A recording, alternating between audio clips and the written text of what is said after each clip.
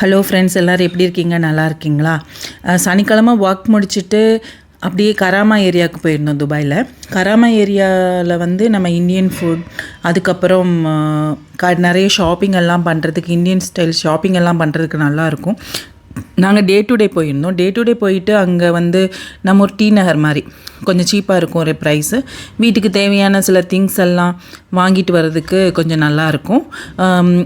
எல்லா ஐட்டமும் அங்கே கிடைக்கும். ட்ரெஸ்லேருந்து, பாத்திரத்துலேருந்து, பேக்லேருந்து எல்லாமே கிடைக்கும். ஸோ அந்த ஷாப்பிங் எல்லாம் முடிக்கிறதுக்கு நைட்டு ஒரு 1:30 ஆகிடுச்சு. 24 ஹவர் ஷாப்பிங் மால் தான். அது முடிச்சுட்டு நம்ம ராம்நாடு ஸ்டைல் ஃபுட்டு முகவை ரெஸ்டாரண்ட்டுக்கு போனோம். அது சின்ன உடுப்பி ஹோட்டல் தான். அங்கே உடுப்பி ஹோட்டல் மாதிரி நம்ம ஊர் ஸ்டைலில் இருக்கும். ஆனால் சாப்பாடு ரொம்பவே நல்லாயிருக்கும். நான் அங்கே போயிட்டு முதல்ல வந்து ஆட்டுக்கால் சூப் கொடுப்பாங்க. ஆட்டுக்கால் சூப் சாப்பிட்டுட்டு அதுக்கப்புறம் நாங்கள் என்ன ஆர்டர் பண்ணியிருந்தோம்னு பார்த்திங்கன்னா, மான் கறி, அப்புறம் சுவரொட்டி, சிக்கன் கறி, அதுக்கப்புறம் தோசை, சட்னி, சாம்பார் எல்லாமே கொடுத்தாங்க. தோசை, சட்னி, சாம்பார் பார்த்திங்கன்னா நம்ம ஊர் ஸ்டைலில் வந்து கப்பில் எடுத்து வச்சுருந்தாங்க. அதுதான் அங்கே ஸ்பெஷல். கப்பில் நம்ம ஊரில் சாப்பிட்ட மாதிரி ஹோட்டலில் கப்பில் வந்து சாம்பார், சட்னி எல்லாமே எடுத்து வச்சுருந்தாங்க. ஸோ எல்லாமே நாங்கள் கலந்து சாப்பிட்டோம். எல்லாமே டேஸ்ட் பண்ணோம். பரோட்டா கூட, தோசை கூட, இட்லி கூட எல்லாம் சாப்பிட்டோம். அப்புறம் நம்ம சென்னையிலலாம் ரோட் சைடில் வந்து நம்ம ஊர்லலாம் போடுவாங்க இல்லையா ஃப்ரைட் ரைஸ், அந்த ஃப்ரைட் ரைஸ் வந்து அங்கே கிடைக்கும். அந்த ஃப்ரைட் ரைஸ் எனக்கு ரொம்ப பிடிக்கும். ஆனால் இங்கே மற்ற இடத்துல அந்த ஃப்ரைட் ரைஸ் நான் சாப்பிட்டது கிடையாது.